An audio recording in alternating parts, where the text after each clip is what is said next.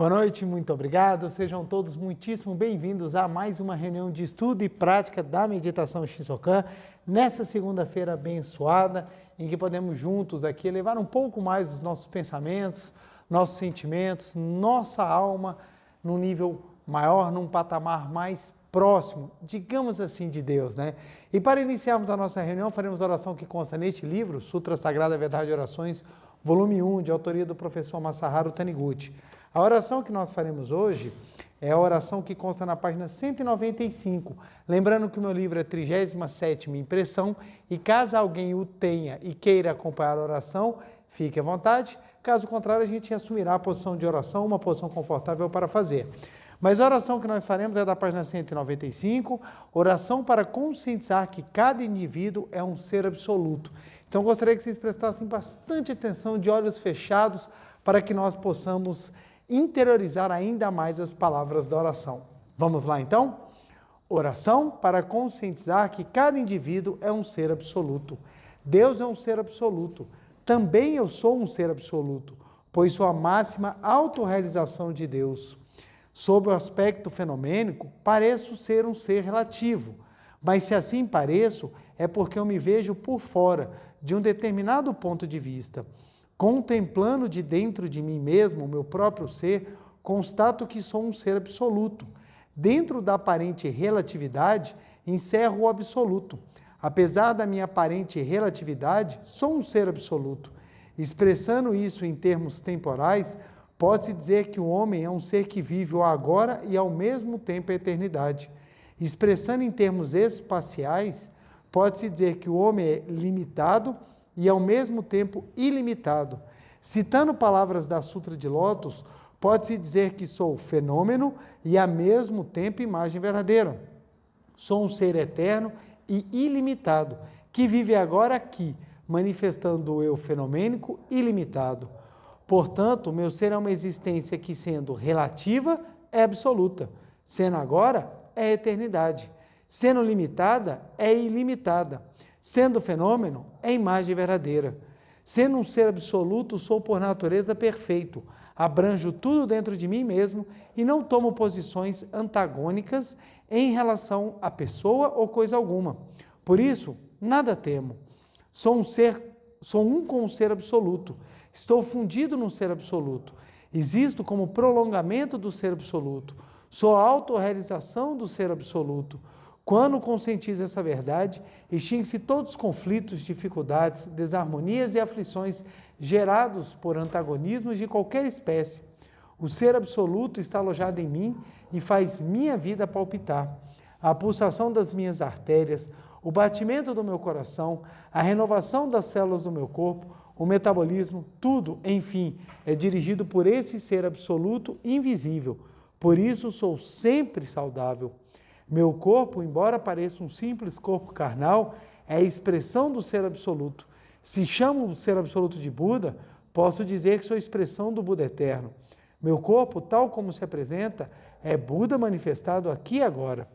Se chamo o ser absoluto de Deus, posso dizer que, assim mesmo como este corpo carnal, sou Deus manifestado.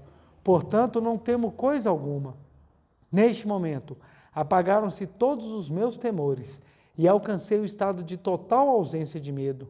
Tudo quanto vem a mim é bom, não há coisa alguma que seja má.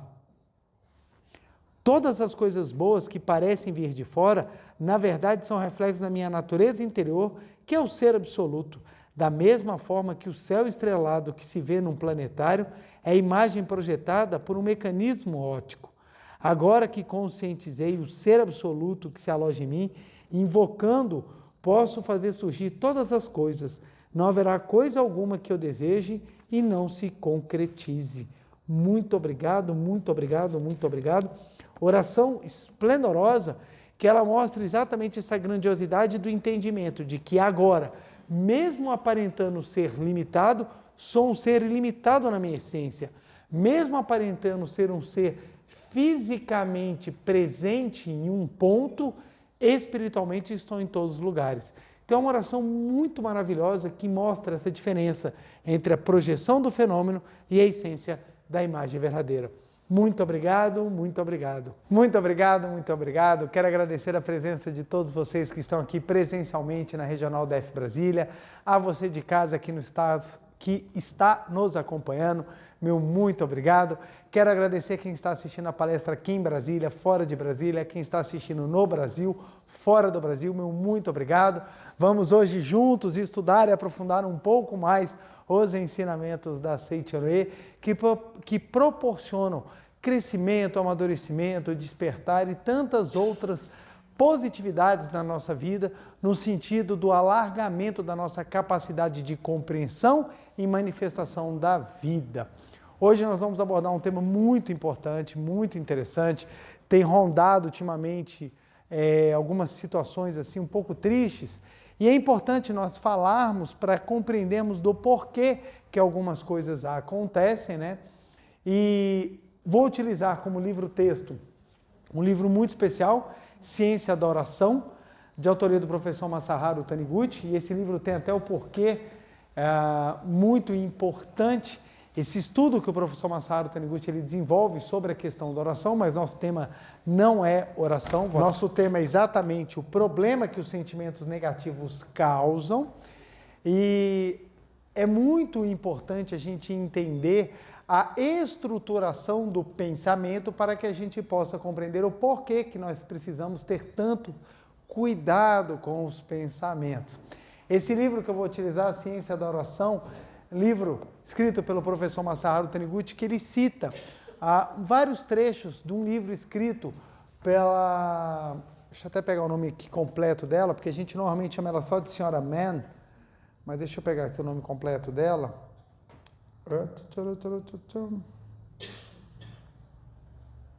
Aqui, vira a página.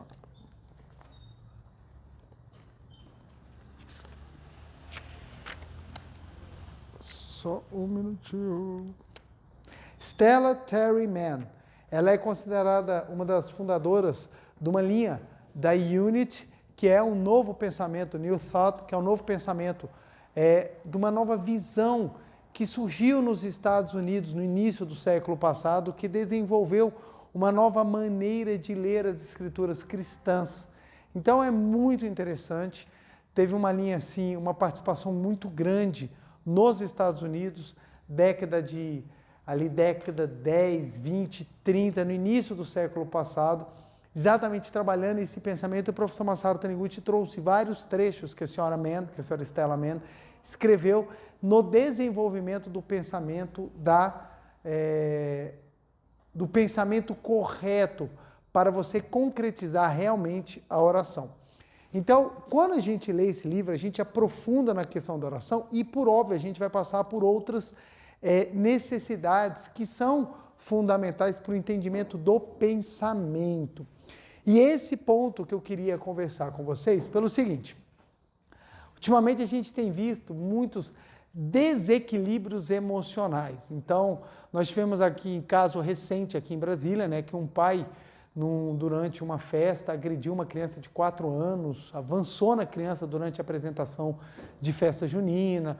Nós tivemos um caso até recente também, próximo, de uns conhecidos também, que uma mulher também avançou sobre crianças de 5 anos, querendo tirar satisfação. E você começa a ver isso daí, você fala, gente, como é que se chega a esse estágio? Não é só isso, nós temos inúmeros outros casos que nós podemos trazer de situações sérias em que você percebe um total desequilíbrio do que a pessoa pretende e o resultado que ela obtém. Então isso é muito interessante, porque se a gente for analisar simplesmente pelo julgamento frio, a gente não consegue.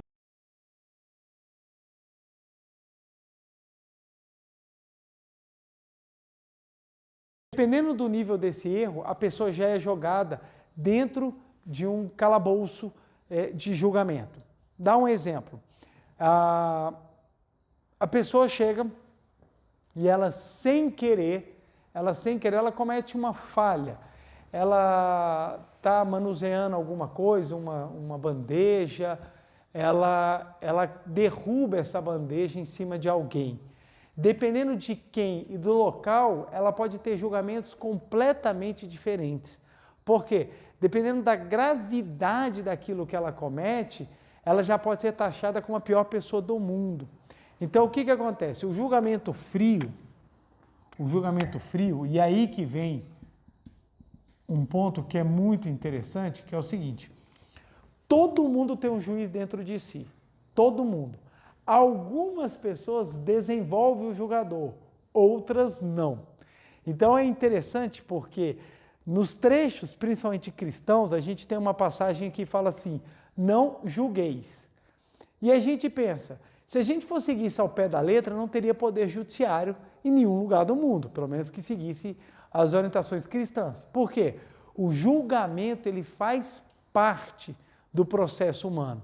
O ponto não é o não julgar que os ensinamentos cristãos falam, é exatamente você julgar de maneira sem ter os elementos necessários.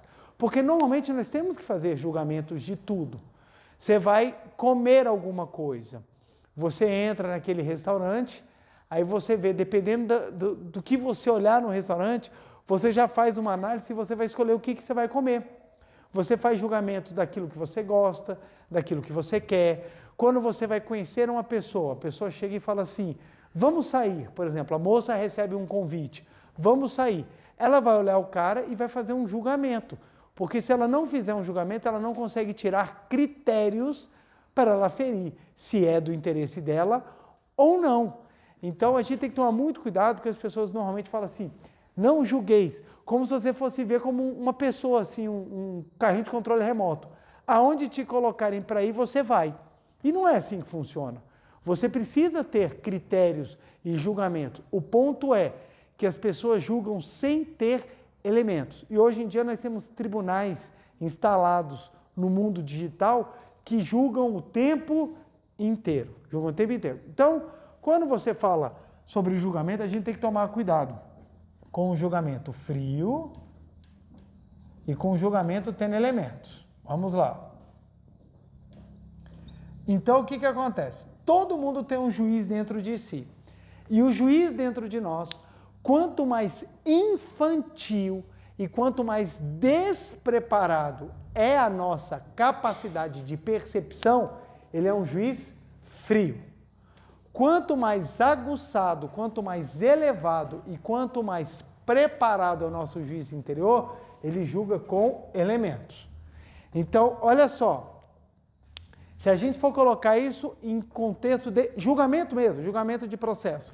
Eu tive uma colega minha, que ela era conciliadora, e ela fazia a seguinte: chegava numa audiência, aí ela falava, era uma briga entre filho e mãe.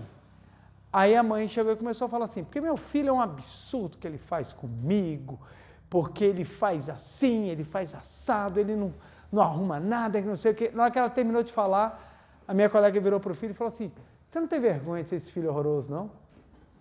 Aí ele: pera lá, eu ainda não falei, deixa eu contar, porque minha mãe faz isso, faz A, faz B, faz C. Aí ela virou para a mãe: você não tem vergonha de ser essa mãe horrorosa, não?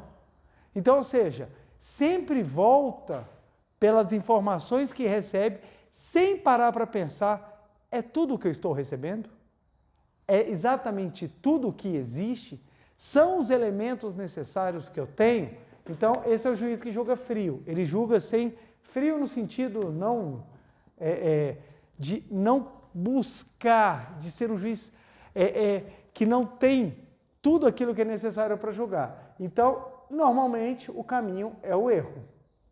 Normalmente. Quando você tem os elementos, o primeiro ponto é que você tem tempo de trabalhar aquilo que você recebe para você chegar num determinado mérito. Se você chegar num determinado ponto e falar assim: não, é aqui que eu quero chegar, é aqui que eu quero perceber. Então, um julgamento, quando ele tem elementos, ele tende a ser um julgamento mais acertado, porque você escuta tudo. Você escuta A, você escuta B, você analisa o que realmente aconteceu e aquilo te traz realmente mais próximo de algo que seja chamado de realidade. Então, todo mundo tem um juiz dentro de si e todo o seu juiz ele pode fazer ou um julgamento frio ou um julgamento com elementos. Então, quanto mais rica a capacidade de você trazer elementos, mais vai ser a sua chance de acertar. E por que eu estou explicando isso? Porque dependendo da maneira que você julgar, você vai jogar a pessoa, ou você vai jogar toda uma vida de uma pessoa como se fosse a pior coisa do mundo, ou você vai tentar entender o contexto que está acontecendo. Olha que interessante. Nós tivemos um caso que aconteceu no Piauí, que ainda não se chegou ao julgamento, mas o que aconteceu? Parece que numa família, vários membros foram envenenados. E os supostos envenenadores botaram a culpa na vizinha. O que a comunidade fez? Na hora que falaram que era a vizinha, a comunidade não só tentou agredi-la, ela foi presa e tacaram fogo na casa dela. Queimaram tudo dela. Um mês depois descobriram que ela não tinha nada a ver com a história. Isso foi um julgamento com elementos ou frio, gente? Frio. Vou contar um outro caso. Alguns anos atrás, estava tendo problema de sumiços de crianças numa comunidade do Rio de Janeiro. Acusaram uma das mulheres de estar fazendo bruxaria. Essa mulher foi espancada até a morte e depois descobriu-se que ela não tinha nada a ver com as situações. Isso é um julgamento frio ou com elementos? Frio. Observa, toda vez que você vai para um julgamento frio, sem os elementos, você taca a situação num lugar que não tem como você resolver aquilo, porque você coloca a pessoa como se ela fosse a pior coisa do mundo. Vamos lá, gente. Volto a repetir. Todo mundo tem um juiz dentro de si? Tem. A pergunta é, quando as pessoas erram, qual é o nível de julgamento que a gente faz das pessoas? Frio ou com elementos? Vai depender das nossas emoções. E aí que está um ponto muito interessante. Quando nós começamos a ter muitos sentimentos negativos, o nosso julgamento ele começa a ser sempre baseado no frio. Vamos aprofundar isso aqui, vamos enriquecer essa conversa. Olha só que interessante. Gustavo, faz um favor para mim, pega só o apagador aqui. Obrigado. Para a gente poder entender isso daqui. Então, observa só. Nós vamos tentar enriquecer isso aqui para a gente ver como é que é difícil o ato de julgar. Como é que é difícil. As pessoas adoram julgar. Você quer ver um lugar onde tem julgamento frio, adoidado? Internet. Internet. As coisas aparecem na internet, ninguém busca elementos, todo mundo já busca julgamentos. Então as pessoas julgam friamente. Elas destroem currículos, elas destroem verdades, elas destroem tudo simplesmente para manter um critério de julgamento. Então as histórias vêm na internet. Gente, eu já vi tanta coisa distorcida vindo na internet. E olha que na época você não tinha nem avanço que você tem hoje. Hoje com a inteligência artificial, então tá festa. Eu já vi gente misturar a história, falando assim, um dos jovens, vocês lembram daquele caso que aconteceu aqui em Brasília, do índio Galdino, que sofreu uma situação de agressão no ponto de ônibus e veio a óbito, tudo mais. Eles pegaram duas matérias, eles pegaram a matéria de um dos filhos do índio Galdino e misturaram com uma outra, de um problema do concurso público. A matéria saiu. Um dos autores do problema do índio Galdino tomou posse no Tribunal de Justiça por determinação tal. Não tinha nada a ver. Eram duas histórias completamente diferentes que eles juntaram para gerar polêmica. Polêmica hoje dá dinheiro, gente. Treta hoje dá dinheiro. Antigamente, briga era motivo de vergonha. Hoje em dia, as pessoas brigam porque dá dinheiro. Então, o primeiro ponto que a gente tem que tomar cuidado. E por que a briga dá dinheiro? Por que a briga dá muito dinheiro, gente? Porque a briga ativa o juiz frio ou o juiz de elementos? Frio. Ativa o juiz frio. Então, ou seja, quando eu provoco uma briga, eu jogo para a sociedade um julgamento que é baseado em elementos ou no que é apresentado? No que é apresentado. Quer ver um exemplo, gente? Big Brother.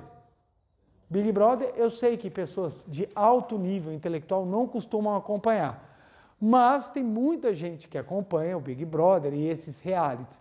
Gente, o reality é gravado 24 horas. Quantas horas vão ao ar? 40 minutos. Eu percebi que você também não assiste. É assim, quanto tempo ao ar? 42,30, mas eu não assisto. São 42. 40 minutos vai para o ar. Esses 40 minutos, gente, é um retrato das 24 horas. Então, ou seja, o que quiserem colocar, eles colocam. Se eles quiserem fazer um vilão, eles fazem. Se eles quiserem fazer um mocinho, eles fazem. É a realidade? Não. Por que faz sucesso? Porque ativa o nosso julgamento. Todo mundo adora julgar, velho. Todo mundo. É um negócio assim inerente ao ser humano. Qual é uma das coisas que mais movimenta a comunicação no mundo, gente?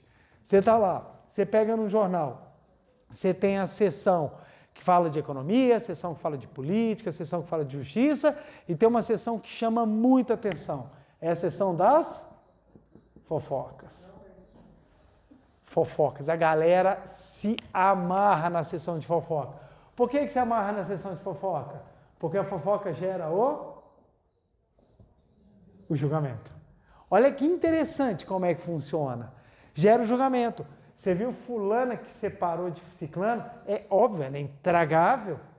Mulher nojenta, sabia que ela não prestava para ninguém. Até hoje, você vê julgamentos que duram, que já passou 30, 40 anos e as pessoas continuam sendo julgadas por fofocas, por situações antigas, coisas que são passadas. Então, o mercado do julgamento, ele gera muito dinheiro. E por que eu entrei nisso? Vamos lá. Quando você tem uma pessoa cometendo um erro, nós somos automaticamente levados a julgar. Então, quando você vê uma pessoa fazendo uma coisa errada, principalmente hoje um adolescente, gente, qual é o primeiro fator que um adolescente faz na vida, gente? Errar. Faz parte do processo do adolescente errar, porque ele está em fase de amadurecimento. Como é que hoje os nossos adolescentes estão sendo tratados? Com paciência ou com julgamento? Julgamento. Então você vê alunos de faculdade cometendo erro. O que as pessoas já querem dele? A expulsão, a incapacidade dele se formar e ele nunca mais poder exercer nenhuma profissão. Por quê? É o julgamento. Ninguém tenta estudar ou entender o que levou aquele adolescente a ter aquela postura e quais são os meios que nós temos de trabalhar a transformação. Então, o julgamento frio, ele está levando a um problema muito sério. Qual que é? Nós não estamos dando chance de ninguém errar. Hoje em dia, você não pode errar. Gente, existe alguém na face da Terra que é perfeito? Em especial os que julgam. Não o são, mas eles não toleram que os outros também não sejam. Olha que interessante. Se alguém errar no meu espectro de falha, eu tolero.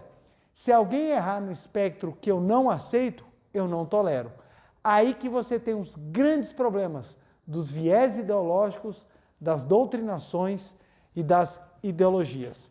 Então vamos supor, eu estou dando um exemplo, viu gente? Um exemplo. Deixa eu tirar, porque qualquer hora corta um vídeo e fala, tá vendo, o preletor falou aquilo que ele é. Não. Então imaginemos uma pessoa que seja defensora dos animais. Se alguém maltratar um cachorro, ela é capaz de movimentar o mundo inteiro por causa daquele maltrate ao cachorro. Deve-se maltratar cachorro? Claro que não. Claro, óbvio que não. Mas aconteceu de uma pessoa maltratar o cachorro, ela vai e defende. Agora, se fizerem alguma coisa que dentro do espectro dela seja tolerável, ela não tem a mesma reação. Então as pessoas estão tendo reações desproporcionais. E aqui é o ponto que eu acho interessante de nós pararmos. Por que as reações estão sendo desproporcionais? Porque assim, gente, todo mundo erra. Se todo mundo erra e todo mundo tem chance de mudar, a nossa percepção, o nosso entendimento deveria ser de acolhermos. Não estou falando que a pessoa não vai responder pelo que ela fez, não.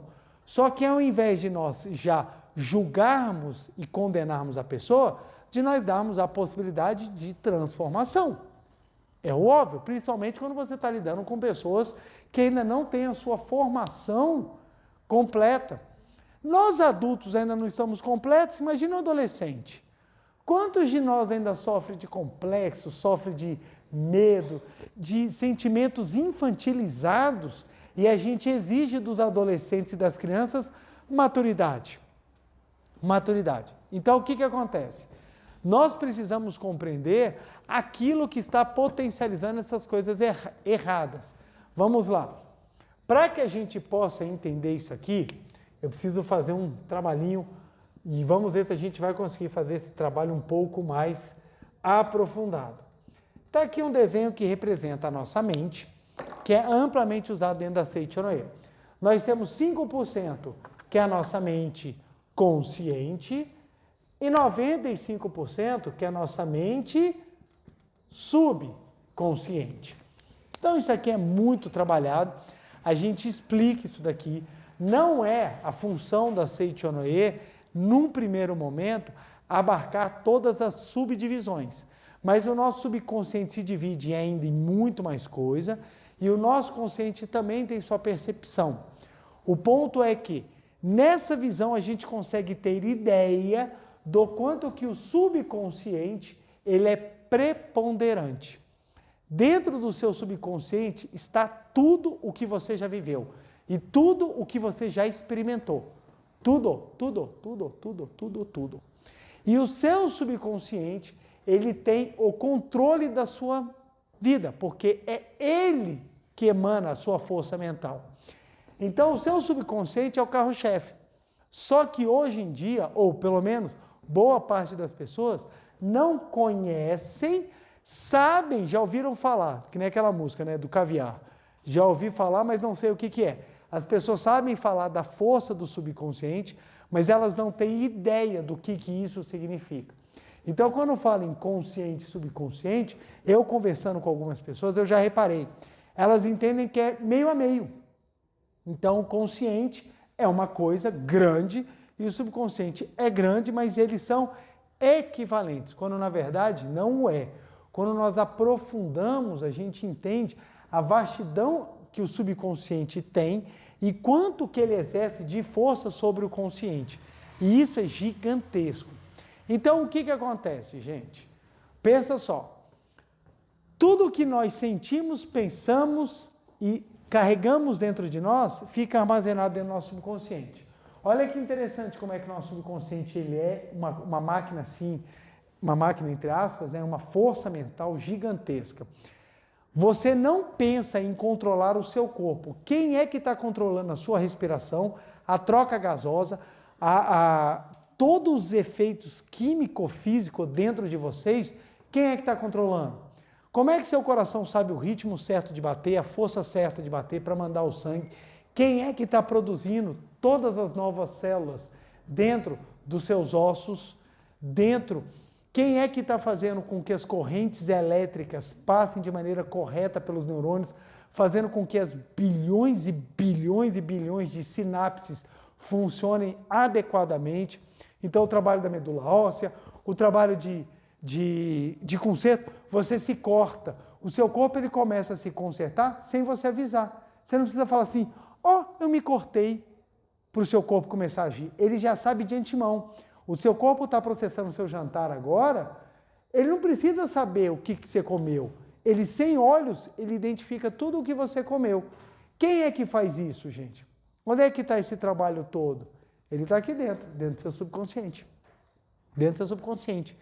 Há todo um mecanismo automático dentro de você que não necessita do seu raciocínio, da sua percepção ou da sua presença para que funcione. Quando você dorme, você se desliga, mas o seu corpo continua funcionando. E isso é produzido, isso é feito dentro do seu subconsciente. Então, esse é um dos pequenos exemplos. Mas vamos lá. Quando a gente vai tendo sentimentos e pensamentos, eles não ficam dissociados de nós. Eles são jogados para onde, gente? No consciente ou no subconsciente? Subconsciente. Subconsciente. Então vamos lá. Você está em casa, você tem uma discussão e você fica muito bravo ou muito brava. Você fica irritadíssimo. Para onde que vai essa irritação? Para onde é que ela vai? Ela passa por onde? Você sentiu a raiva, você vivenciou a raiva. Ela passou pelo seu consciente. Passou pelo seu consciente, ela se desintegrou? Não, ela vai para onde? Ela vem para o seu subconsciente e fica aqui armazenada. E ela está armazenada. E lá ela vai ficar. O que acontece? Passou-se um tempo, você se esqueceu daquele momento de raiva. Aparentemente você se esqueceu. Mas, logo depois, um mês depois, você tem uma nova vivência de uma nova irritação provocada talvez pela mesma pessoa. Você sente novamente a raiva. Por onde que a raiva vai entrar? Pelo consciente. Ok? E ela vai se desintegrar? Não. Onde é que ela vai ser acumulada? No subconsciente. E ela começa a ganhar força. E junto com essa raiva, você tem outros sentimentos trabalhados, que vem a mágoa, o rancor, a desesperança, e eles vão se acumulando quando você vai sentindo raiva. E eles vão se acumulando aqui, ó. Então, o que acontece? Você começa a criar um conjunto de pensamentos negativos. E esse conjunto de pensamentos, ele vai ganhando força e ele vai vibrando. Da mesma maneira que você pegar uma roupa suja e jogar dentro de um armário, com o passar do tempo, essa roupa suja começa a feder, os pensamentos negativos armazenados dentro de você, com o passar do tempo, vão fazendo o que também? Eles vão fedendo mentalmente, eles vão gerando problemas e disfunções mentais e psíquicas. E poderia dizer até espirituais. O que eu quero dizer? Que aquilo que nós vamos acumulando dentro de nós, uma hora estoura. Uma hora estoura. Então, é muito importante trabalharmos bons sentimentos, bons pensamentos. Nós somos treinados para trabalhar bons pensamentos, bons sentimentos ou não? Não somos. Raramente fazemos trabalhos de bons pensamentos. Raramente. É tão esquisito você trabalhar bons pensamentos que quando você começa a fazer o exercício, você é bem recebido ou não. Vamos supor, você está numa reunião de colegas de trabalho. Vão reclamar da chefia. Se você falar uma coisa positiva, você é chamado de quê? Puxa-saco. Se você trouxer uma coisa positiva, puxa-saco. Já está querendo puxar o saco do chefe. Está acontecendo uma crise econômica. Se você trouxer uma coisa positiva, o que as pessoas vão falar? Alienado. É que você votou nesse safado. E começa, você apoia esse bando. Então, ou seja, todas as vezes que você traz uma coisa positiva, como é que você é visto? Como fora do sistema. Por que você é visto fora do sistema? Porque o sistema é feito para reclamar. Reclamar. Se você chegar num restaurante e não reclamar de nada, as pessoas vão olhar para você e falar assim, então você não viveu a experiência. Por quê? Porque você precisa reclamar. Você precisa mostrar algo ruim, porque o sistema é construído para isso.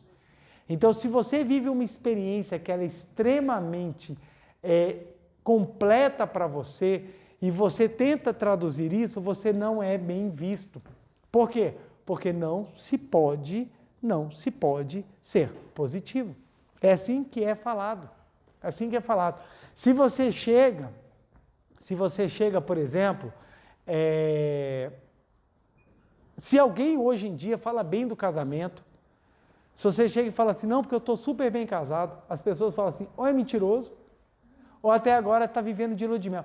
Eu acho tão engraçado, eu comecei a, quando eu casei com a minha esposa, aí nos 2 primeiros anos, quando perguntavam, como é que vocês estão? Estamos bem.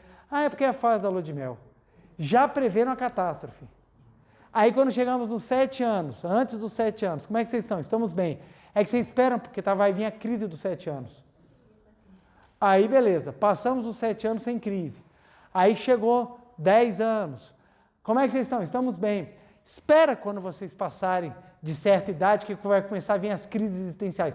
Então é sempre esperando a crise. Porque você não pode falar que está bem, porque ninguém está bem. Se ninguém está bem, como é que você pode estar? alguma coisa está errada. Olha como é que a gente é treinado, como é que nós nos tornamos vocacionados em sempre ver o que é negativo. Sempre o que é negativo. Estamos chegando na época do frio.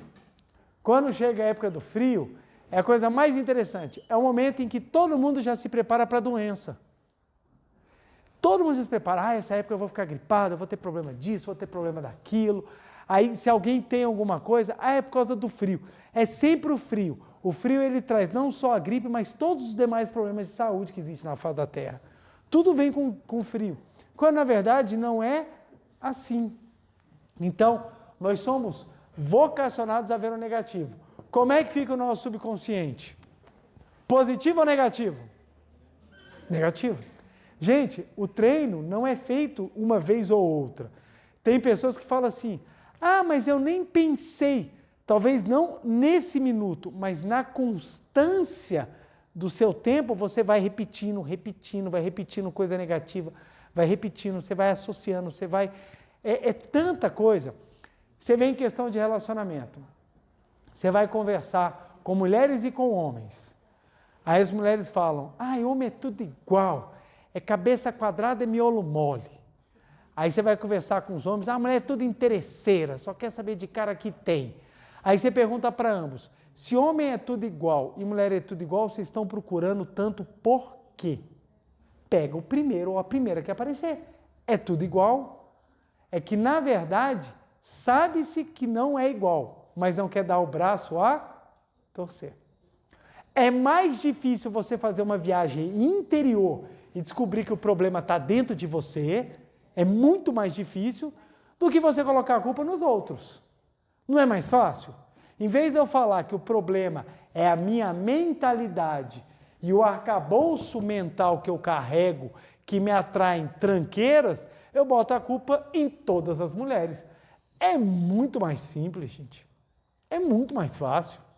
Em vez de eu reconhecer que o problema está nos modelos mentais que eu tenho e nos modelos mentais que eu trabalho, eu boto a culpa no todo que me rodeia. O todo que me rodeia. Então, se eu não tenho boas oportunidades de emprego, a responsabilidade nunca é minha. A responsabilidade é de todo um sistema econômico. Mas o sistema econômico tem problemas. É óbvio que tem problemas. É óbvio. Mas há fluxo de pessoas que são levadas e há fluxo de pessoas que não são levadas. O que as diferenciam? O modelo mental que elas carregam. O modelo mental que elas carregam. Isso faz muita diferença, gente. No macro, você pode até achar, não, mas isso não faz coerência. Mas se você for olhar no individual, porque o macro ele é a junção de todas as mentes. É muito difícil você fazer uma análise macro, porque você precisa somar todas as mentes. Mas no individual, eu conheço inúmeras pessoas que seguem direitinho o modelo mental que tem dentro delas. Eu conheço pessoas que têm um modelo mental destrutivo e mesmo tendo possibilidades, continua repetindo a destruição. Aí o que eu quero chegar nesse ponto? O que eu quero trabalhar nesse ponto? Que é o seguinte, quando nós temos sentimentos altamente destrutivos e eles são armazenados, essa destruição, ela vem em forma de problemas dos mais variados possíveis. Olha que interessante, deixa eu trazer aqui o que o professor Masaru Taniguchi fala para a gente entender. Olha só, tudo o que pensamos manifesta em nosso corpo, caráter e meio ambiente em forma de um acontecimento. Vou repetir. Tudo o que pensamos manifesta-se em nosso corpo, caráter e meio ambiente em forma de um acontecimento. Isso aqui está na página 188. Vamos lá. Então, nós vamos pensando nas coisas negativas e elas vão se manifestando. Elas vão se armazenando. Por que se manifesta? O nosso mundo, gente, ele é reflexo da nossa mente. O nosso mundo, ele é reflexo da nossa mente. Observa só. Eu já venho falando em algumas palestras que tudo o que nos acontece são escolas. Não falei isso, gente? Não tenho a menor ideia. Falei, gente.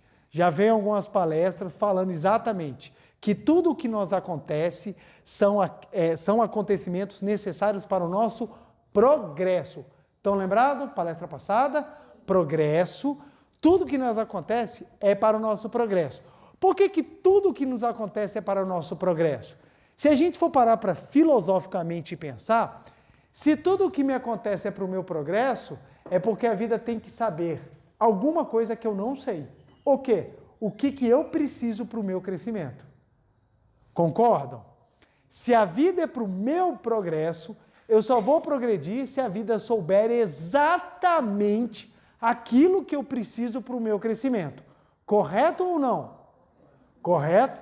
Como é que a vida sabe o que eu preciso? É porque a vida, inteligentemente, ela utiliza o que eu já tenho. Se eu já tenho os elementos que precisam ser trabalhados, a vida só precisa refletir. Então, a vida nada mais é do que um espelho. A vida é um espelho que ela vai refletir o quê? Ela reflete o que a vida? Um de cada vez, gente. A vida vai refletir o que, gente? Vai refletir... Ó, eu vou falar a nossa mente, aí vocês repetem. A vida vai refletir... Vocês são cobra, gente. Vai refletir a nossa mente. É um espelho da nossa mente, gente. Olha só. Por que é o espelho da nossa mente? É o reflexo da nossa mente. Por que é o espelho? Porque é dentro da nossa mente que estão os elementos que nós precisamos trabalhar. Só tem progresso quando o que é efetivamente necessário lhe é dado. Por isso que a vida de cada um é única. Por que a vida de cada um é única? Porque dentro de você tem os elementos necessários para que a vida possa trabalhar. Então eu poderia dizer que a vida é um espelho. Olha que legal. É um espelho, para não ficar repetindo aqui com reflexo, é um espelho nosso. É um espelho nosso. E isso, gente, dói, não é fácil, não é qualquer pessoa que aceita, é muito difícil. Voltemos à questão do relacionamento. Eu tomo um fora, tomo 2 foras, tomo 3 foras. É mais fácil eu colocar a culpa em todas que me dispensaram do que eu assumir a responsabilidade que alguma coisa dentro de mim não está legal. É ou não é, gente? Você vê, a maturidade, gente. A criança cai no chão, ela levanta e começa a bater no chão e fala, chão feio, me machucou. Meu filho outro dia, ele andando, ele bateu na porta e começou a reclamar e xingar a porta. Eu falei, não, pera lá, a porta está parada. Quem veio descontrolado e acertou a porta foi você. O responsável pelo acidente foi você. E eu falo para ele, pode pedir desculpa para a porta. Ela não tem nada a ver com o seu erro. Foi você que errou, não foi a porta que errou. Isso, gente, é nível de amadurecimento. É amadurecimento espiritual. A gente começa a tomar consciência de que as coisas que acontecem, elas são exatamente reflexo daquilo que nós carregamos. E aí você tem, quando os sentimentos e os pensamentos negativos vão sendo guardados, o que nós começamos a piorar na nossa vida? Tudo. Tudo. Só que isso não é trabalhado, gente. Não é trabalhado. O que nós adultos somos ensinados a fazer? Principalmente os homens. O que nós somos ensinados a fazer? A trabalhar os nossos sentimentos ou escondê-los? Escondê-los. Nós somos trabalhados a esconder os nossos sentimentos. Então, os homens, principalmente, eles são doutrinados a esconder os seus sentimentos. Você não pode demonstrar o que você sente. E esses sentimentos vão sendo exprimidos, vão sendo colocados. Chega uma hora, ele estoura, ele explode. E quando ele explode, ele se manifesta de diversas formas. E essas diversas formas levam a ações e atitudes absolutamente desproporcionais. Então, olha só, nós trabalhamos durante muito tempo sentimentos como medo e ódio. Não é de agora não, gente. Eles só mudam de figura. O ódio, o medo, a raiva são trabalhados assim abertamente, abertamente. Só que hoje eles ganharam uma dimensão assim perigosíssima. Porque hoje, antigamente você odiava em segredo. Hoje em dia você odeia abertamente. É bonito você ter ódio aberto e você ainda é aplaudido por odiar. E detalhe, muitas vezes você odeia como um líder religioso. Eu acho isso fantástico. A religião, ela existe para promover a elevação do homem. Essa é a finalidade da religião. Só que eles pegaram e desenvolveram um sistema fantástico, que a religião agora se tornou um clã que você será salvo independentemente dos seus sentimentos. Não interessa se você é puro ou não. Se você faz parte da minha patotinha, você vai para o céu. O restante vai todo queimar no inferno, não importa se é bom ou se é ruim. Isso é uma visão infantilizada de como a vida funciona. Porque a razão da religião existir, gente, não é brigar. Se fosse para brigar, precisava de religião? O homem precisa de religião para brigar, mas se utiliza da religião para brigar. Por quê? Justificativa do ódio. Olha o perigo. Os sentimentos negativos foram ganhando força, Eles vieram. Nós passamos, a humanidade vive em guerra, gente. Nossa, desde que o mundo é mundo, a humanidade vive em guerra, principalmente pelos sentimentos de medo, temor, ódio, preconceito. Isso tudo a humanidade vem alimentando tempo após tempo e isso vem sendo carregado. Só que nós tivemos agora, nos últimos anos, dois fatores bem complicados. O primeiro é o seguinte, a facilidade dos meios de comunicação, que gerou uma interconectividade muito rápida, e a legitimação do que é negativo, como se elevado fosse. São os dois grandes problemas. Então nós tivemos uma pandemia, agora, do coronavírus. É a primeira pandemia da humanidade, gente? Foi a pior das pandemias? Não, não foi. Nós já tivemos pandemias piores. Nós já tivemos uma pandemia, por exemplo, na Europa, com a peste negra, 1 de cada 3 habitantes europeus morreu.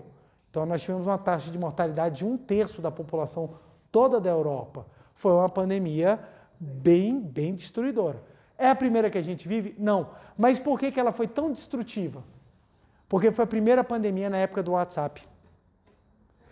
Todo mundo recebia informação negativa em tempo real. E isso gerava um acúmulo de situações negativas de tamanha monta que quem não saiu da pandemia sequelado fisicamente, saiu sequelado mentalmente. Tem pessoas que até hoje sofrem sequelas severas de problemas psiquiátricos por causa da pandemia. Por quê? Porque a pessoa foi infectada pelo vírus? Não, porque ela esteve em alta conectividade com o medo. E esse medo foi muito bem trabalhado na seara política. Pegaram o medo porque saiu a pandemia, foi trabalhado o medo? Não. Veio alguém falando assim, gente, vamos eliminar o medo, vamos trabalhar, vamos elevar. Não, o que fizeram? Só aproveitaram o medo. Tiraram do lugar o vilão vírus e colocaram o vilão político.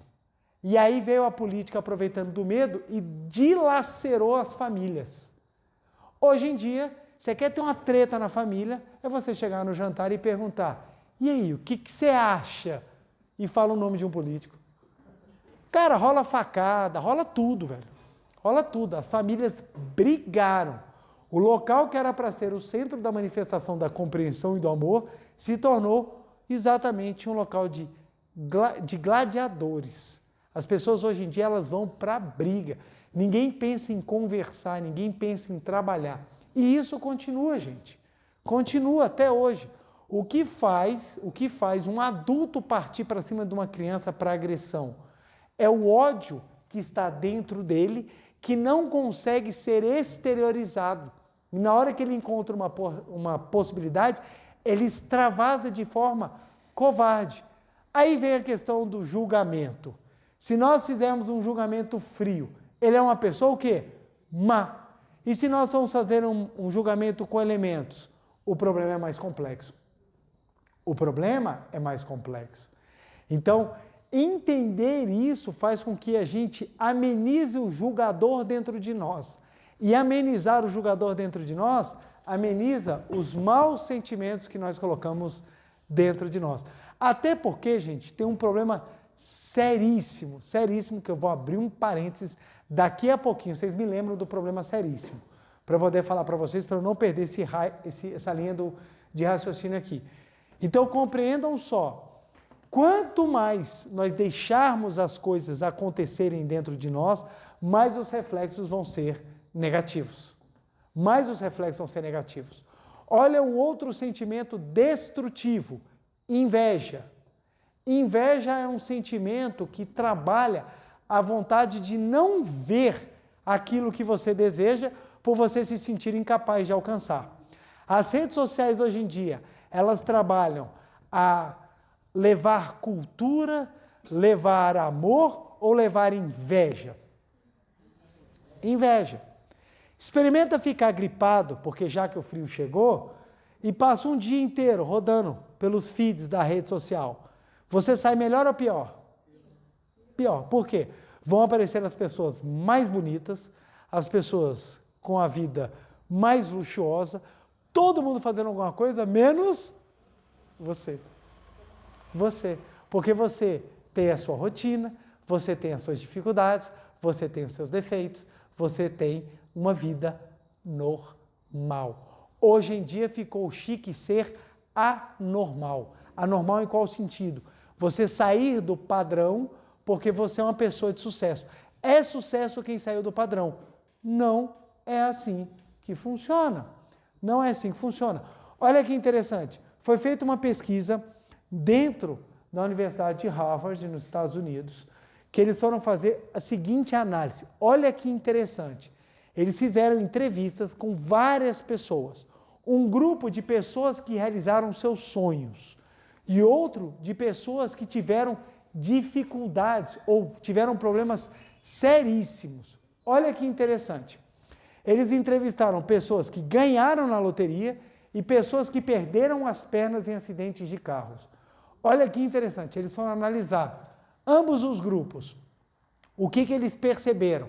Resultado da pesquisa. Quem era feliz antes de ganhar na loteria e ganhou, conseguiu manter um certo nível de felicidade. Quem era infeliz antes de ganhar na Mega Sena, ou Mega Sena, na loteria, continuou mantendo a infelicidade logo após passar o êxtase de ter conseguido dinheiro. O padrão mental se manteve. E o mesmo com quem sofreu os acidentes. Quem era feliz antes de perder as pernas, conseguiu manter. Foi todo mundo? Não, gente. Nós estamos trabalhando em grupos. Mas a maioria das pessoas que tiveram acidentes graves continuaram ou mantiveram um certo nível de felicidade após o acidente. E aquelas que já eram infelizes após o acidente, simplesmente mantiveram a infelicidade. Qual foi o ponto que eles perceberam? O elemento externo, ele pode até modificar, mas a modificação ela é temporária, porque o que mantém o ritmo da pessoa é aquilo que ela carrega dentro. Só que eles não sabiam explicar o que era dentro, mas eles chegaram à conclusão. É a maneira como o indivíduo vive ou é a maneira como ele enxerga o mundo que faz ele ter a reação. Qual é a conclusão que eles chegaram? Aquilo que nós guardamos dentro de nós é o que vai refletir se nós somos felizes ou não. Por isso que a felicidade é uma viagem interior. É uma viagem interior. Então você vai conhecendo, você vai aprofundando os elementos, você consegue entender. Mas volto a trazer o julgador. Quando o julgador é frio, ele só vê aquilo que é aparente. Aí você vê, você abre lá no Instagram, tá lá a influenciadora em Paris. Estou aqui em Paris comendo um croissant. Aí você, que inveja. Aí nós vamos analisar detidamente o porquê que você sentiu inveja. Porque no seu julgamento frio, quem está em Paris agora, comendo croissant, é mais feliz do que quem está aqui agora. É o julgamento frio. Você tem todos os elementos? Não tem. E quando você vai analisar os elementos, você começa a perceber como é que a coisa é mais rica. Você pergunta para a pessoa, então você acha que quem está na França comendo croissant é mais feliz? Acho. Primeira pergunta, você gosta de croissant? Detesto. Então por que você está sofrendo? Ah, porque deve ser maravilhoso. Então você começa a observar que não é o ato em si, é algum desejo que a pessoa tem, que está dentro dela, que ela canaliza naquilo, e ela acha que aquilo é um padrão de felicidade. Olha que interessante, quando você vai conversar com as pessoas, e você começa a fazer uma análise, todo mundo fala, viajar é bom, nossa, viajar é maravilhoso, mas aí você começa a aprofundar. Se viajar fosse bom, todo piloto de avião era feliz. Não é isso que você encontra. Aí você fala assim, não, mas o piloto está viajando a trabalho, mas está viajando. Segundo aspecto, todo representante comercial também seria feliz. Porque a pessoa tem que viajar o Brasil inteiro. Caminhoneiro também seria feliz. Aí você fala assim, não, pera lá, então nós temos que viajar a lazer. Então, perfeito, então vamos delimitar, viagem a lazer é legal. O que é lazer? E aí a gente entra em outra variável que vai aprofundar, que vai trazer outros elementos e no fundo, você vai chegar numa conclusão muito interessante, que a pessoa ela vai sentir a felicidade não é simplesmente fazendo algo, é ela conseguindo expressar o que ela tem de melhor dentro dela. E é aí que as coisas ganham significado, é aí que elas ganham sentido, e é aí que vem a criação das boas memórias. Então, viajar é legal? É, desde que nessa viagem você consiga expressar o que você tem de melhor. O casal veio conversar comigo, a gente está muito triste. O que aconteceu? Nós tivemos uma briga feia, e o que foi? É porque nós viajamos para os Estados Unidos. Eu falei, nossa, vocês foram para os Estados Unidos? No momento que a gente entrou no aeroporto, a gente começou a brigar, passamos a viagem inteira brigando e voltamos para o Brasil brigando. Primeira pergunta que eu fiz, por que vocês não foram para Goiânia? Brigava em real, mais barato, mais próximo. Vocês têm que viajar para os Estados Unidos para brigar, 8 horas brigando dentro do avião, gente. Pelo amor de Deus. Aí o que acontece? Eles foram para um lugar maravilhoso, mas não conseguiram viver porque qual foi o problema da viagem? E foi o ponto que eu perguntei para eles. Qual foi o problema da viagem? Não foi o local. Vocês foram para um local legal, gente. Eles fizeram um passeio aí por lugares lindíssimos. Não foi o local. Qual foi o problema? Na hora que a gente foi aprofundar a conversa, é porque eles levaram o que eles tinham de pior dentro de si na viagem. Então, ou seja, você pode mudar de planeta, filho. Se você continuar carregando as porcarias que tem dentro da tua mente, sempre vai ser um local ruim. Ruim. É aqui que é o ponto que as pessoas às vezes não conseguem entender. Que nós precisamos trabalhar aquilo que está dentro de nós. O problema dos sentimentos negativos é que eles vão deteriorando a nossa vida. E o nosso julgamento frio não permite enxergar isso. Você sempre coloca no exterior. Ah, eu não cresci ou eu não fui ninguém na vida porque os meus pais não me deram chance. Aí você bota a culpa nos seus pais. Você vai gravando aqui sentimento de ódio, remorso, tristeza, mágoa. Você vai guardando isso dentro de você e isso vai refletindo na tua vida. E você não consegue enxergar porque o seu julgador frio continua falando que a culpa é dos seus pais. Na hora que você desliga o julgador frio e você fala, não, pera lá, deixa eu trazer os elementos. Aí você começa a estudar e aprofundar. Você fala, tudo bem, tudo o que acontece na vida é de algo que a gente carrega. Se os nossos pais não foram aquilo que nós queríamos, é porque eles são aquilo que nós necessitamos. O que eu tenho para aprender com isso?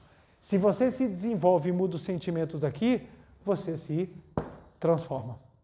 É impressionante. Esse pai que bateu nessa criança, ele não veio desenvolvendo uma raiva, porque o filho dele chegava em casa e falava, fulano está me batendo, fulano está me batendo.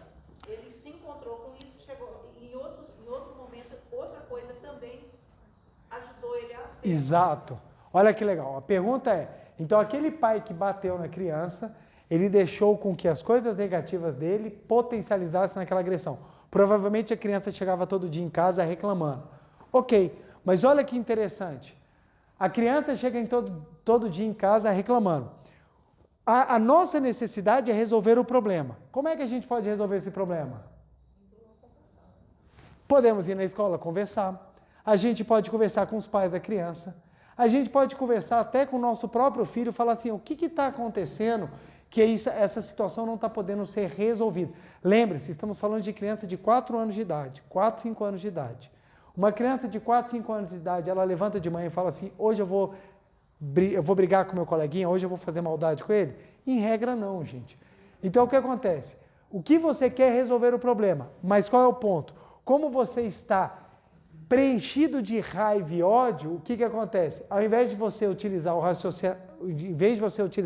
um raciocínio para solucionar, você utiliza aquilo como catalisador para extravasar. Você acaba cometendo um erro. E o erro é crasso. É um erro feio. Por que isso acontece? Porque aqui dentro está acumulado. Agora, se você está trabalhando a eliminação, purificação, sublimação desses sentimentos, qual é a possibilidade deles se extravasarem numa falha? Menor. Eu tenho um colega meu que uma vez, num acesso de fúria, ele deu um soco na mesa, arrebentou todos os tendões do pulso. Ele socou uma mesa de vidro. Gente, conscientemente, vamos lá, pergunta bem simples. Deve-se socar uma mesa de vidro? Viu? Não tem muita dificuldade.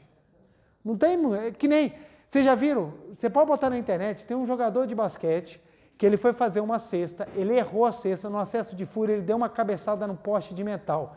Ele quebrou a coluna dele e ficou paralítico. Num acesso de fúria, porque ele errou uma cesta. Uma cesta, gente. Por que isso acontece? O que está sendo gravado aqui dentro? A raiva, o ódio que a gente tem dos nossos pais, vai para onde? A raiva, o ódio que a gente tem das nossas ex, vão para onde? A raiva e a mágoa dos nossos chefes, vão para onde? A raiva política e mágoa, vão para onde, gente? Não desaparece. Vai tudo virar podridão mental dentro de nós. E na hora que tiver uma chance de extravasar, vem em forma de violências inexplicáveis. Vem em forma de situações que não tem como você falar, meu Deus. E não é só situações de explosão de raiva, doença, gente. Doença, problemas, situações. Por quê? Porque você vai acumulando lixo dentro de você, daqui a pouco você está fedendo. Por que hoje em dia as pessoas estão muito doentes mentalmente? Porque estão com muita coisa acumulada dentro delas. E os locais que era a razão de extravasar, da pessoa conseguir colocar para fora e purificar, não trabalham isso. Não trabalham isso. Pelo contrário, acentuam medos, acentuam sensações ruins, acentuam aquelas coisas que não auxiliam a pessoa a purificar. Por isso que é tão importante você ter práticas reais de construção e reestruturação do positivo dentro de você. Então, assim, tia Noê, quando ela fala para você passar o dia agradecendo, porque a gente quer que você fique lunático, que você saia da realidade. Não, mas que você aprenda a colocar boas coisas dentro do seu interior, gente. Dentro do seu interior. Porque se você não aprender a fazer isso, você só vai acumular o que é negativo. Só vai acumular o que é negativo. Olha que interessante, vou dar um exemplo. Nós tivemos agora recentemente aquele acidente do avião lá na Índia, que ele foi decolar e caiu. Qual é a matéria que está em voga na atualidade? Qual o assento que dentro do avião você tem mais chance de sobreviver se ele cair? Isso vai te gerar uma sensação boa ou ruim? Aí você vai entrar no avião, caraca, não sentei naquele assento, eu vou explodir, eu vou morrer. Em vez de trabalharem o seguinte, gente, olha, dentro de uma realidade da aviação, a chance do avião cair é muito menor do que um acidente de carro, gente. Aí, mas eu vou ficar com medo de carro. Aí nós vamos trabalhando isso, gente, até purificar. O ponto é que, se você tem a mente purificada, você é desviado de situações de extinção de karmas violentos. Porque isso tudo, gente, é extinção de karma. O espírito, ele precisa extinguir. Presta só atenção. Todos nós vamos morrer, correto? Correto? Se alguém tiver com dúvida, infelizmente, eu vou ter que te dar uma real. Todos nós iremos morrer, todos. A pergunta é, Se eu vou morrer queimado, se eu vou morrer no avião caindo, ou se eu vou morrer atropelado, vai depender do que eu tenho aqui dentro para purificar. Se eu tiver com uma bagaceira, gente, eu vou precisar de uma extinção assim, bem violenta, para purificar os karmas. Se eu tiver mais leve, eu posso até dormir tranquilamente, morrer dormindo, que é mais leve. Tudo depende, gente, do que você carrega aqui dentro.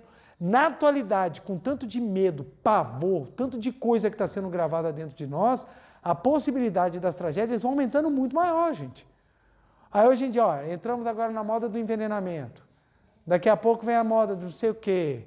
E vai, ó, mais guerra explodindo. Já estava 2 brigando, agora já estão 4, daqui a pouco está 10. Por quê?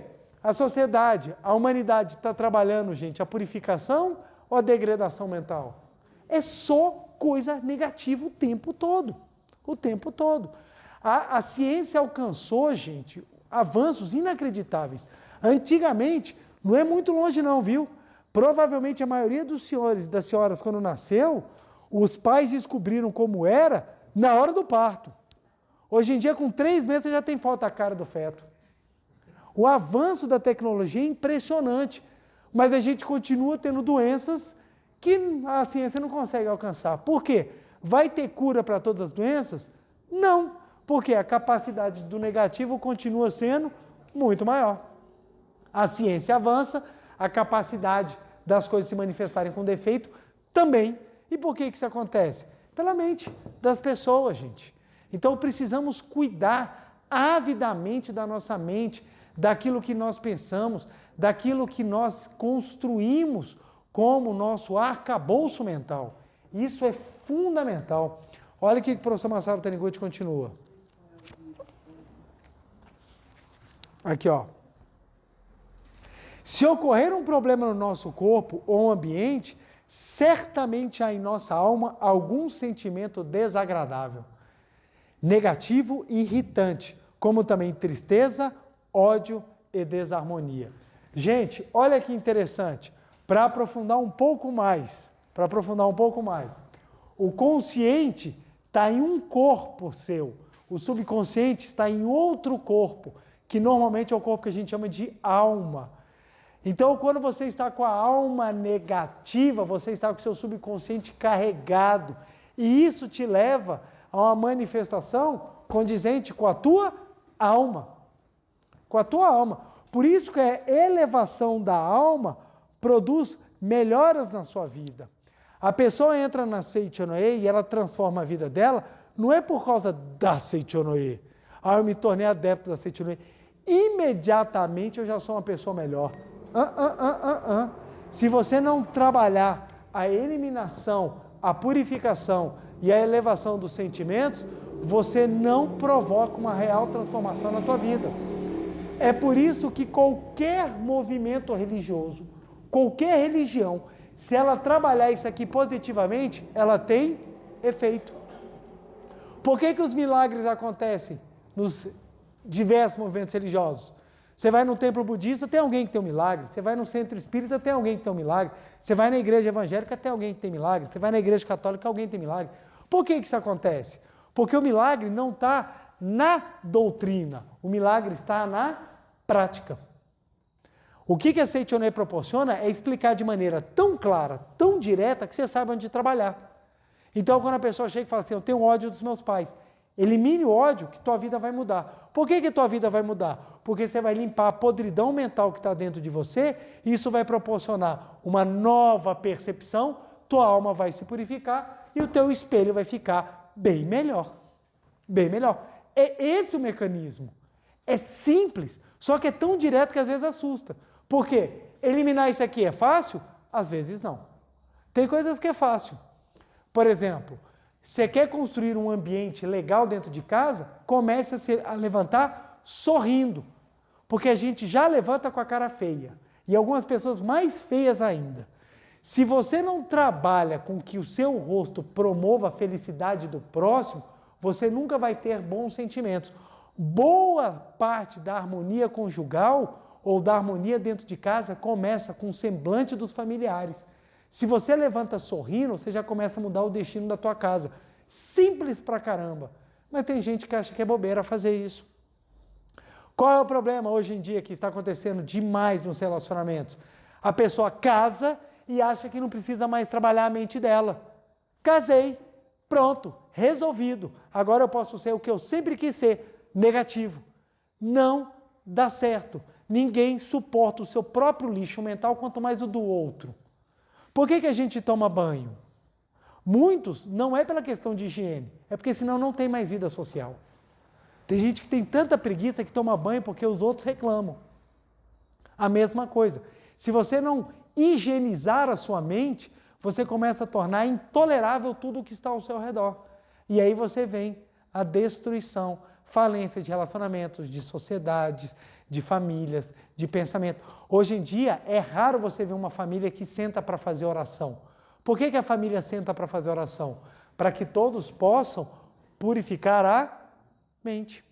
Então, se você trabalha mais a purificação, se você trabalha mais a elevação dos pensamentos, você começa a lidar com as situações de tal forma que você vai ficando muito mais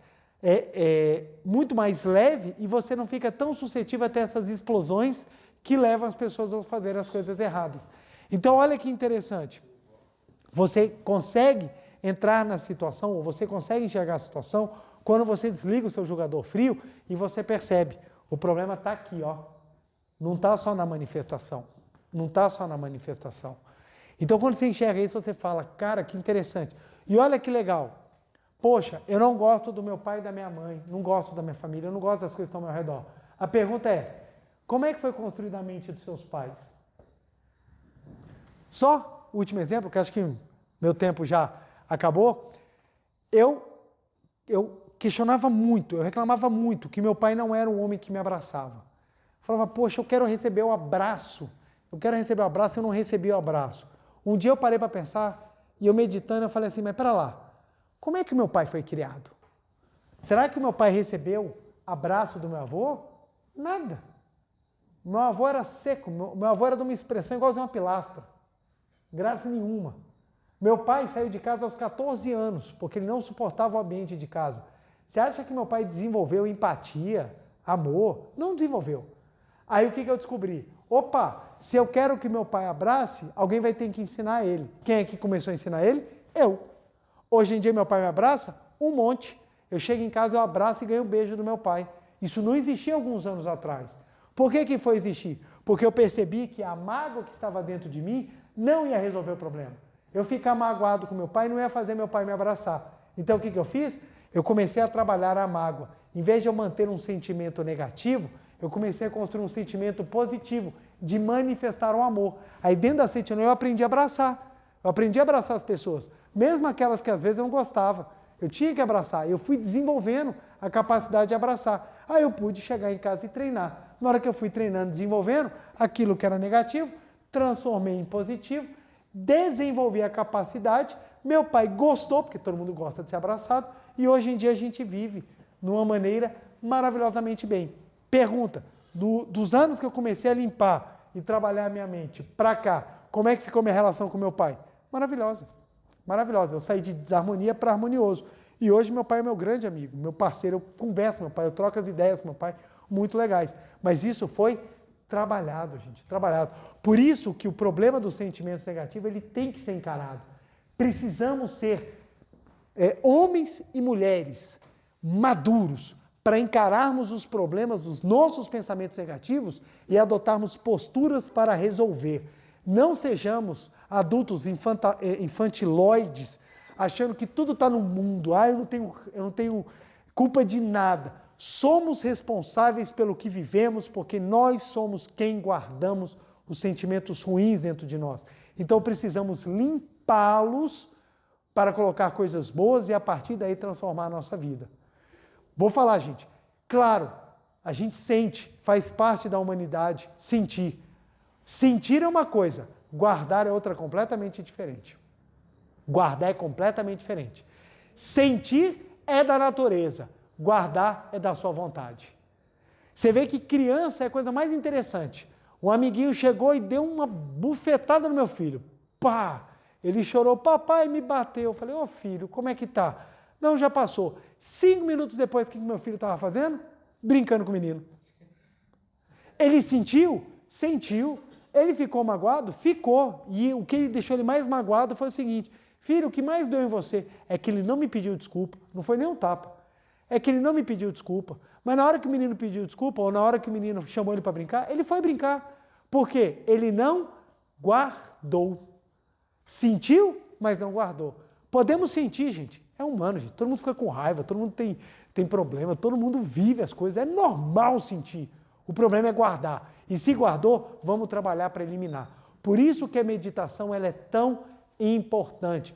Em todos os locais em que se trabalha cura espiritual, cura da alma de maneira séria, você tem trabalhos meditativos. Por quê? A meditação te faz acalmar, desligar a mente agitada e você poder focar no que realmente te interessa. Todo mundo quer ser feliz, todo mundo quer ser saudável. Mas se você não tiver com pensamentos felizes e saudáveis, você não consegue chegar a esse objetivo. Beleza, gente? Tinha mais coisa para trabalhar, mas em razão do nosso tempo, eu encerro qualquer coisa, depois a gente continua. Mas vamos agora para a nossa meditação, para a gente poder focar naquilo que realmente vai trazer grande positividade, que são bons sentimentos, bons pensamentos, para a gente manifestar cada vez mais a nossa natureza.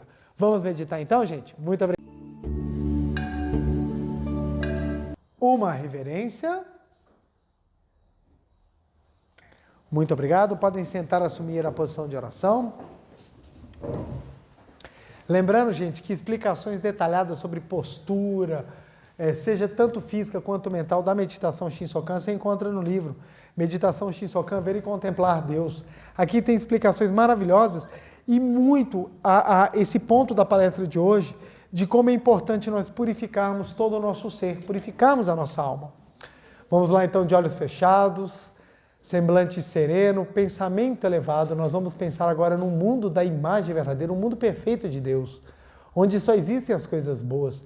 E são essas as coisas boas que eu almejo, são essas coisas boas que eu desejo, e são elas que eu vou trazer para dentro de mim. Canto evocativo de Deus. Ó Deus Pai, que dais vida a todos os seres viventes, abençoai-me com o vosso Espírito. Eu vivo não pela minha própria força, mas pela vida de Deus Pai, que permeia os céus e a terra. As minhas obras não sou eu quem as realiza, mas a força de Deus Pai, que permeia os céus e a terra.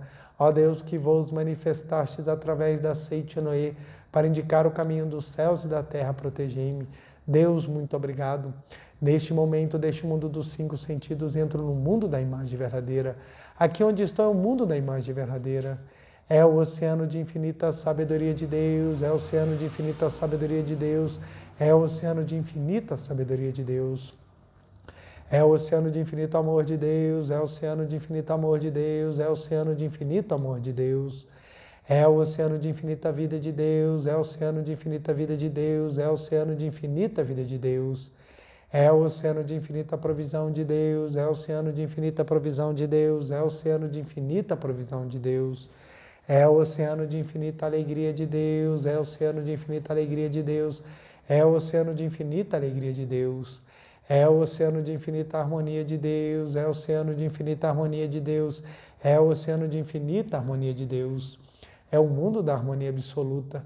Neste sublime mundo da grande harmonia, eu, como filho de Deus, recebo de Deus a sua infinita força vivificante. A infinita força vivificante de Deus flui para o meu interior, flui, flui, flui.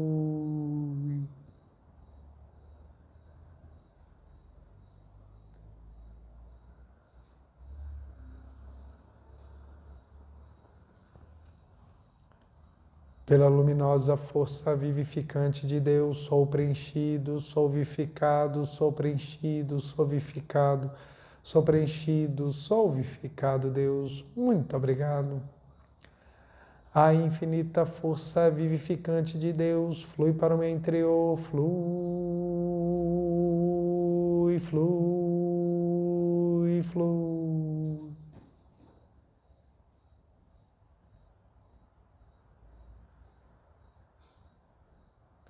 Pela luminosa força vivificante de Deus, sou preenchido, sou vivificado, sou preenchido, sou vivificado, sou preenchido, sou vivificado, Deus. Muito obrigado. Já não sou eu quem vive, é a vida de Deus que aqui está e vive. Já não sou eu quem vive, é a vida de Deus que aqui está e vive. Já não sou eu quem vive, é a vida de Deus que aqui está e vive. É a vida de Deus que aqui está e vive. Deus, muito obrigado. Agora, por alguns instantes, vamos visualizar os 6 atributos divinos: sabedoria, amor, vida, provisão, alegria, harmonia, cobrindo todo o nosso ser. Estamos aqui agora vivificados por auspiciosos sentimentos e isso vai proporcionar maravilhosos acontecimentos.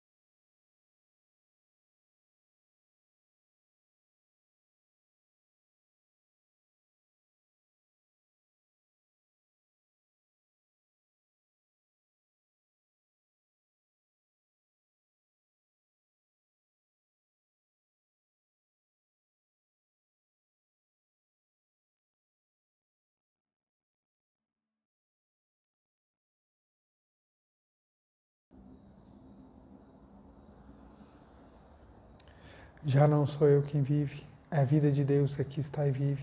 Já não sou eu quem vive, é a vida de Deus Pai que aqui está e vive. Deus, muito obrigado, muito obrigado. Oração pela manifestação da imagem verdadeira do Brasil. Neste momento, flui do mundo da imagem verdadeira a infinita sabedoria e infinito amor de Deus. Através dessa infinita força, o Brasil se torna tão perfeito como já o é no mundo da imagem verdadeira. Deus, muito obrigado. Neste momento, flui do mundo da imagem verdadeira a infinita sabedoria e infinito amor de Deus. Através dessa infinita força, o Brasil se torna tão perfeito como já o é no mundo da imagem verdadeira. Deus, muito obrigado. Oração pela paz mundial. O infinito amor de Deus flui para o meu interior e me resplandece com uma brilhante luz espiritual de amor. A luz espiritual de amor cresce e cresce em intensidade, cobrindo o coração de todo o povo da Ucrânia, de todo o povo da Rússia e de todos os povos do mundo. Somente com pensamento de amor, paz, ordem da verdade, centrada na vontade de Deus. O infinito amor de Deus flui para o meu interior e me resplandece com uma brilhante luz espiritual de amor. A luz espiritual de amor cresce e cresce em intensidade, cobrindo o mundo completamente, preenchendo o coração de todas as pessoas e o interior de todos os animais, plantas e fungos, somente com pensamentos de amor, paz, ordem da verdade, centrada na vontade de Deus. Muito obrigado. Canto da grande harmonia. A harmoniosa vida de Deus ilumina o universo e no mundo reina a paz. A harmoniosa vida de Deus ilumina o universo e no mundo reina a paz. Muito obrigado, muito obrigado. Fim da meditação, podemos desfazer a postura. Aos que estão aqui presentes, queiram ficar de pé novamente, por favor.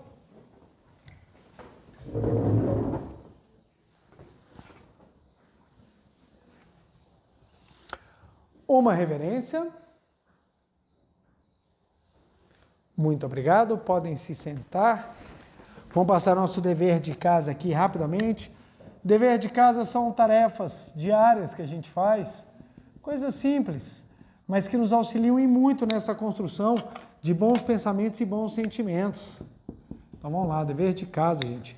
Nosso primeiro dever de casa é a nossa meditação Shinsokan, que nós fazemos todos os dias, que nos auxilia e muito a purificar ainda mais nossos sentimentos e pensamentos. E o segundo, você pode repetir as seguintes frases.